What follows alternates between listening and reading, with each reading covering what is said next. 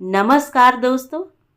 कहानियों की श्रृंखला में आज सुनेंगे लोकप्रिय कथाकार नीरजा हेमेंद्र जी की कहानी ये लड़कियां। तो आइए सुनते हैं कहानी। चाय की भट्टी से कल की राख और कोयला बाहर निकालकर अपनी छोटी सी चाय की दुकान में झाड़ू लगाते लगाते नन्हे सोच रहा था कि आज फिर से देर हो गई। अब तक भट्टी नहीं सुलगी। अभी कुछ ही देर में चाय पीने वाले ग्राहक आने लगेंगे। सुबह ही तो चाय पीने वाले ग्राहक अधिक आते हैं और यही समय भी है जब कुछ अधिक बिक्री हो जाती है। पौ फटने वाली है। अभी कुछ भी तैयार नहीं है, न चाय न नमकीन। चाय के साथ नमक पारे भी बनाता है नन्हे। लोग चाय के साथ नमक पारे भी मांगते हैं। कल के थोड़े से नमक पारे व सेव बचे हैं। कुछ देर तक तो उनसे काम चल जाएगा, किंतु चाय पीने वाले तो दिन भर आते रहते हैं। नमक पारे तो बनाने ही पड़ेंगे। अगर चाय के साथ नमकीन न मिला तो चाय पीने वाले ग्राहक दूसरी दुकान पर चले जाएंगे। नन्हे ने झाड़ू लगाकर कूड़ा दुकान के बगल में खाली पड़ी किसी की जमीन पर फेंककर शीघ्रता से भट्टी में कंडे तोड़कर डाला। ऊपर से जलौनी कोयला भरकर रद्दी कागज से भट्टी सुलगा दी। उसने सोचा कि जब तक भट्टी सुलगेगी तब तक वो रात के चाय के बर्तनों को धो ले। वह दुकान के बाहर जहाँ 4-6 ईंटें बिछी थीं, वहाँ पानी से भरी बाल्टी रखी और वहीं बैठकर चाय दूध के भगोने इत्यादि धोने लगा। ऐसा नहीं है कि नन्हे प्रतिदिन ये सभी काम स्वयं करता है। उसने दुकान में अपनी मदद के लिए एक लड़का रखा हुआ है। वो लड़का प्रतिदिन इस समय तक आ जाता है, किंतु आज अभी तक नहीं आया है। हो सकता है अस्वस्थ हो गया हो या आज आने में कुछ विलंब हो रहा हो। यह भी हो सकता है कि वह आज आए ही ना। उसके लिए रुका तो नहीं जा सकता। चाय की दुकान तो सुबह लग ही जानी चाहिए। यही सोचकर नन्हे बिना विलंब किए दुकान लगा देना चाह रहा है। चाय पीने वाले अभी से आने लगेंगे। बर्तनों को धोकर नन्हे भीतर ले आया। अंगीठी लहक कर लाल हो रही थी। चाय के भगोने में पानी पलटकर अंगीठी पर चढ़ाने ही जा रहा था कि दूध वाला आ गया। कोई और काम समय पर हो न हो, दूध वाला अवश्य समय पर आ जाता है। चाय का पानी चढ़ाने से पहले नन्हे ने दूध गर्म होने के लिए अंगीठी पर चढ़ा दिया। दूध गर्म होने में जो समय लगेगा उतनी देर में वह नमकीन बनाने की तैयारी कर लेगा। यही सोचकर नमकीन सेव बनाने के लिए कनस्तर से परात में बेसन पलटने लगा।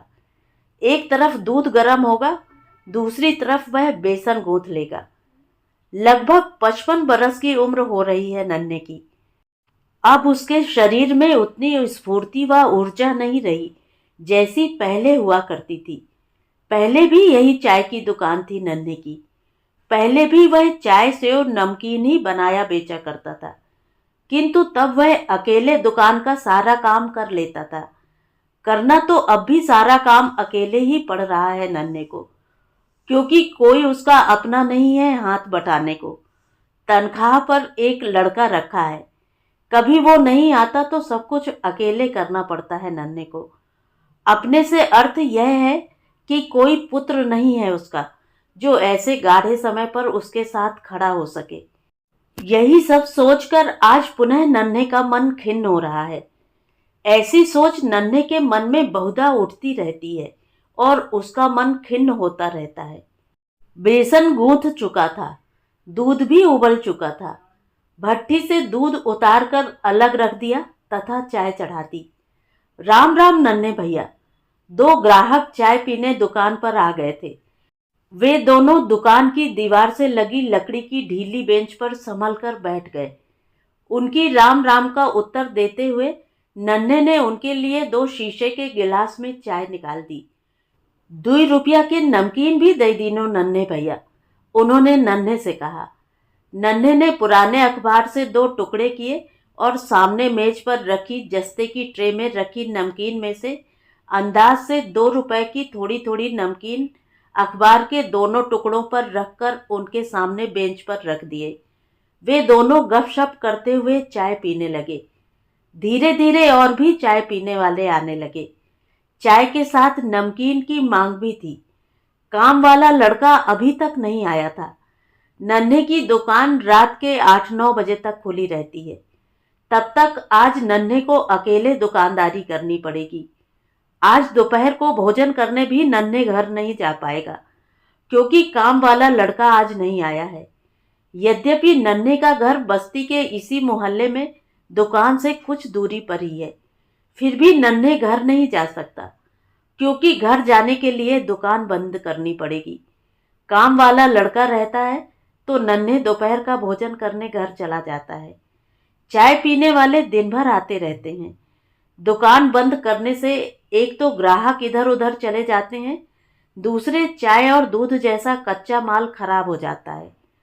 अब एक ही उपाय है कि अपने घर की ओर आते जाते किसी से भोजन दुकान में ही भेजने के लिए घर में कहलवा देगा। उसकी पत्नी चंद्रावती भोजन दुकान पर पहुंचा देगी। चंद्रावती घर से बाहर कम ही निकलती है। ऐसे ही आवश्यकता पड़ने पर कभी कभी किसी काम से दुकान पर आ जाती है। घर से बाहर निकलते ही लंबा सा घूंघट निकाल लेती है। ऐसा वह उस समय से कर रही है जब वह 13 वर्ष की अवस्था में ब्याह कर इस घर में आई थी। आज लगभग 50 वर्ष की हो रही होगी चंद्रावती। दाढ़ के दांत टूट गए हैं, बाल आधे से अधिक सफेद होकर खिचड़ी हो गए हैं, किंतु घूंघट के बिना अब भी बाहर नहीं निकलती। नन्हे की 2 बेटियां हैं। कहने को दोनों सयानी हैं, ब्याह कर देने लायक। छोटी वाली 12वीं में पढ़ रही है और बड़ी बीए में है। नन्हे अभी तक इनका ब्याह नहीं कर पाया है। ऐसा नहीं है कि वह इनका ब्याह करना नहीं चाहता या इनके योग्य लड़के नहीं मिल रहे। लड़के भी मिल रहे हैं और नन्हे ब्याह करना भी चाहता है, किंतु उसकी बड़ी बेटी कल्पना नन्हे की बात नहीं मानती। ब्याह के लिए कहने पर कहती है कि अभी आगे और पढ़ेगी। वह नहीं समझती कि ये छोटा कस्बा है, मोहल्ले में कानाफूसी होती है कि नन्हे की दोनों बिटियां ब्याह की उम्र पूरी कर चुकी हैं, किंतु नन्हे को उनके विवाह की कोई फिक्र ही नहीं है। कोई क्या जाने कि नन्हे को फिक्र कैसे नहीं है। सोचते सोचते नन्हे का मन खराब हो गया। सेव का बेसन गूंथकर नन्हे ने तेल की कड़ाही भट्टी पर चढ़ा दी। वह छनौटे से सेव बनाकर गरम तेल में गिराता जा रहा था तथा सेव तलकर पौने से निकालकर ट्रे में रखता जा रहा था। अकेले दुकान में काम करते करते आज सुबह से नन्हे का मन खिन्न हो रहा था। सही कहते हैं लोग, आज उसका बेटा होता तो उसके काम में हाथ बटाता, कल को बड़ा होकर दुकान संभालता। 2 लड़कियां हो गई हैं, किंतु किसी काम की नहीं है। ये लड़कियां घर में अपनी महतारी के साथ घर के काम में हाथ बटाती हैं और पढ़ने चली जाती हैं। घर में जब देखो तब पढ़ती ही रहती हैं। शादी ब्याह की बात करने पर कहती हैं कि अबही नाही करब, हम पढ़ लिख के कुछ बनब तब ब्याह करब। लड़कियां ये नहीं समझती कि जो थोड़ा बहुत पढ़ लिख लिया तो बहुत है। आखिर अधिक पढ़ लिख कर भी घर में ही रहना है और चूल्हा चौका करना है। अब तो नन्हे ने उन्हें कुछ भी समझाना छोड़ दिया है। कुछ पैसे जोड़ रखे हैं नन्हे ने उनके ब्याह के लिए। लड़का भी देख रखा है। पास के मोहल्ले में चाय की दुकान है लड़के की। लड़का सरकारी स्कूल से 8वीं पास भी है। लगता है ये लड़का हाथ से निकल जाएगा। लड़कियां समझती नहीं हैं कि ज़्यादा पढ़ लिख लेंगी तो उनकी जोड़ का लड़का कहाँ मिलेगा। सोचते सोचते नन्हे का मन उचाट होने लगा था। सहसा उसकी दृष्टि पड़ोस में रहने वाले सरजू के लड़के जीतू पर पड़ी। 12-13 बरस का जीतू कितनी तेजी से साइकिल से भागा जा रहा था। ए जितवा, ए जितवा! शीघ्रता से बाहर निकलकर नन्हे ने आवाज लगाई। इतनी देर में जीतू 2 दुकान आगे बढ़ गया था। कहाँ है काका? नन्हे की आवाज कानों में पड़ी तो साइकिल किनारे रोककर बोला, हिया आओ। नन्हे ने हाथ के इशारे से उसे बुलाया। जीतू ने साइकिल घुमाई और नन्हे की दुकान के आगे खड़ा हो गया तथा प्रश्नवाचक दृष्टि से नन्हे की ओर देखने लगा। घरे जात बा का? नन्हे ने उससे पूछा। हाँ, जीतू ने कहा। हमरे घरे जाके काकी से कही दिया कि केहू के हाथे हमार खाना भेज दी हैं। आज सोहना काम पर नहीं आइल बा, नन्हे ने उससे कहा। ठीक बा, अबही हमके उधर से लौटे के बा, हम ही तोहार खाना लेत आई, जीतू ने कहा। ठीक बा, जा घरे, नन्हे ने कहा। आनन फानन में साइकिल हाँकता जीतू सर्र से निकल गया।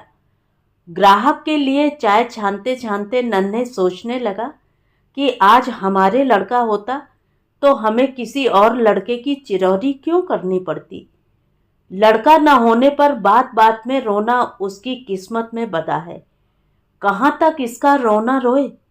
नन्हे को पता है कि उसकी पीठ पीछे लोग उसे निर्बंसिया तो सूखा पेड़ न जाने क्या क्या कहते हैं। वो किसी का मुंह थोड़े ही पकड़ सकता है, बस कलेजे पर पत्थर रख लेता है।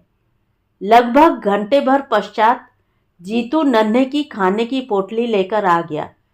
ई खाना पकड़ो काका। काकी कही ने कि अकेले हो तो शाम को जल्दी दुकान बंद कर घर आ जाना। जीतू ने खाने की पोटली पकड़ाते हुए नन्हे से कहा और साइकिल से फुर्र हो गया। नन्हे उसे देखता रह गया। नन्हे जानता है कि इस समय उसकी दोनों बेटियां पढ़ने गई होंगी, उसकी पत्नी घर में अकेली होगी। आज उसका अपना लड़का होता तो जीतू की तरह उसका सहारा होता। नन्हे फिर वही लड़का लड़की की अनर्गल बातें सोचने लग गया। एक चाय और 2 रुपया का सेव दियो भैया, सामने खड़े ग्राहक ने कहा। मन में उमड़ते घुमड़ते इन बातों पर विराम लगाते हुए नन्हे ग्राहक के लिए चाय छानने लग गया। शाम को शीघ्र दुकान बंद कर नन्हे घर आ गया। बाबूजी, फॉर्म भरने के लिए पैसे चाहिए। अभी हाथ मुंह धोकर नन्हे बाहर की कोठरी में बिछे तख्त पर बैठा ही था कि बड़ी लड़की ने कहा, फिर से पैसे? अभी तो कोचिंग के लिए पैसे ले गई थी। नन्हे ने कहा, वो तो 6 माह हो गए बाबूजी, अब नौकरी के लिए फॉर्म भरने हैं, उसके लिए पैसे चाहिए। पता नहीं कब और कितने पैसे मांग पड़ी ये लड़कियां। मन ही मन बड़बड़ाते हुए नन्हे उठा और भीतर कोठरी में जाकर पैसे वाली छोटी सी बकसिया का ताला खोलकर उसमें से पैसे निकाले और बड़ी बिटिया को दे दिया। नन्हे जान रहा था कि पास के बड़े शहर में उसकी ये लड़की कभी इम्तहान देने जाती है तो कभी इंटरव्यू देने। आने जाने में पैसे लगते ही हैं। जब भी मांगती है नन्हे पैसे दे दिया करता है। समय व्यतीत होता जा रहा था। नन्हे के जीवन में सब कुछ उसी प्रकार था, कोई बदलाव नहीं था। नन्हे को बस एक ही फिक्र थी और वो थी किसी प्रकार लड़कियों का ब्याह कर देने की फिक्र। बाबूजी, हम पीसीएस के इम्तहान में पास हो गए हैं। एक दिन मोबाइल फोन में न जाने क्या देखते हुए बड़ी बेटी ने खुश होते हुए कहा, ई का होत है और तुम फोनवे में ही पास हो गई। नन्हे ने लगभग डपटते हुए कहा, बाबूजी, नेट पर हम रिजल्ट देख लिए हैं, बेटी ने समझाते हुए कहा। ये लड़कियां सब न जाने क्या क्या कहती हैं, हमका कुछ समझ में नहीं आवत है। बड़बड़ाता हुआ नन्हे बाहर चला गया। कुछ देर में घूम टहलकर घर आया और सो गया। दूसरे दिन भोर में नियत समय पर नन्हे दुकान पर पहुंचा। दुकान खोलकर भट्टी झाड़ ही रहा था कि काम वाला लड़का भी आ गया। दोनों मिलकर चाय आदि बनाने की तैयारियों में लग गए। नन्हे ने नमकीन बनाने का बेसन गूंथने के लिए लड़के को दे दिया तथा दूध आदि देखने के लिए स्वयं भट्टी पर खड़ा हो गया। सवेरा हो गया था। धीरे धीरे चाय पीने वाले ग्राहक आने लगे थे। नन्हे, अरे ओ नन्हे, यहाँ तू चाय छानत हो। ई देखो, तोहार बड़ी बिटिया के फोटो अखबार में छपल बा। बगल की परचून की दुकान वाले रामलाल हाथ में अखबार लेकर नन्हे की दुकान पर खड़े थे। बिटिया का फोटो? ऊ का है? परेशान होते हुए नन्हे ने पूछा। वो कुछ समझ नहीं पाया। तुहार बिटिया अफसर हो गई। ई देखो, ई फोटो। अखबार आगे बढ़ाते हुए रामलाल ने कहा, तू तो पढ़ले नहीं बाड़, हम ही पढ़ के बतावत हई। अखबार में बिटिया की फोटो निहारते नन्हे को देख रामलाल ने कहा, ईमा लिखल बा कि तोहार बिटिया बड़का अफसर बनेगी। ईमा तोहार नाव भी लिखल बा, ई गांव का नाव भी लिखल बा। तुहार बिटिया अपने गांव का नाव रोशन कर दीस। नन्हे हकबक मुंह बाय रामलाल की बात सुन रहा था। अब चाय नहीं, आज मिठाई से सबका मुंह मीठा कराओ, रामलाल ने खुश होते हुए कहा। दिन भर जब जिसको पता चलता, लोग नन्हे की दुकान पर आकर उसे बधाई देने आते रहे। नन्हे लड्डू से सबका मुंह मीठा कराता रहा, किंतु वह अब भी नहीं समझ पा रहा था कि उसकी बिटिया ने ऐसी कौन सी नौकरी पा ली है कि लोग इतने खुश हैं, अचंभित हैं। दिन में अखबार वाले भी आए। उन्होंने नन्हे, नन्हे की पत्नी, गांव गिराव सबके बारे में नन्हे से पूछा। नन्हे की दुकान की फोटो भी खींचकर ले गए। अगले दिन नन्हे के गांव का नाम बिटिया कल्पना के साथ नन्हे व उसकी पत्नी, उसकी दुकान की फोटो भी अखबार में छपी थी। साथ ही यह भी कि एक साधारण घर की बुद्धिमान लड़की ने अपने माता पिता का नाम रोशन किया। नन्हे समझ नहीं पा रहा था कि क्या लड़कियां भी ऐसा कर सकती हैं। नन्हे बाजार की ओर निकला तो सब उसे राम राम दुआ सलाम करते रहे। नन्हे को लोगों के द्वारा पता चला कि अब वो तहसीलदार बेटी का पिता बन गया है। बाबूजी, अगले हफ्ते हमको ट्रेनिंग के लिए जाना है। दूसरे दिन नन्हे जब दुकान पर जाने के लिए घर से निकल रहा था, तब बड़ी बिटिया ने कहा, ठीक है भाई बेटा। नन्हे ने कहा, हमका वहाँ किराए भाड़े और अन्य खर्चा खातिर कुछ पैसा चाहिए बाबूजी। बिटिया ने झिझकते हुए कहा, तू ये सब फिक्र ना करा, तू जाए का तैयारी कर। नन्हे ने मुस्कुराते हुए कहा। वो दिन भी आ गया जब कल्पना को ट्रेनिंग के लिए जाना था। उसने जाने की सभी तैयारियां कर ली थी। बिटिया पराए शहर में अकेली कैसे रहेगी, सोच सोचकर नन्हे का मन घबरा रहा था। बाबूजी, आप परेशान न हो, ट्रेनिंग में हमका कौनो परेशानी न होई।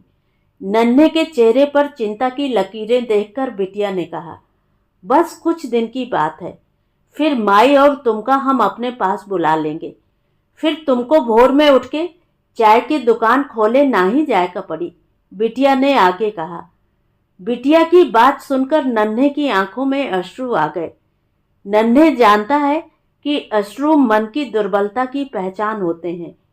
बिटिया के सामने पिता की दुर्बलता जाहिर न हो जाए, इसलिए नन्हे बाहर निकल गया। आज नन्हे के कदम गर्व के साथ दुकान की ओर बढ़ रहे थे। समय के साथ बिटिया की ट्रेनिंग पूरी हो गई। ट्रेनिंग के पश्चात नियुक्ति पत्र लेकर बिटिया घर आई। अब उसे नौकरी के लिए दूसरे शहर जाना था।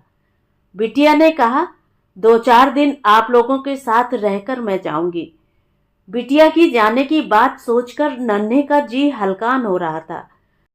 दूसरी ओर उस पर गर्व भी हो रहा था कि अधिकारी बनकर बिटिया ने पूरे शहर में नन्हे का नाम रोशन कर दिया।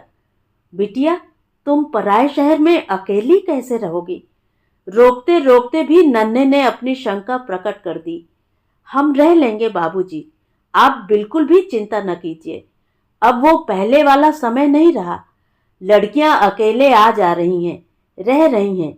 वो आत्मनिर्भर और समर्थ हो रही हैं, आपकी बेटी की भांति, बिटिया ने नन्हे को आश्वस्त करते हुए कहा। बिटिया नौकरी पर दूसरे शहर चली गई।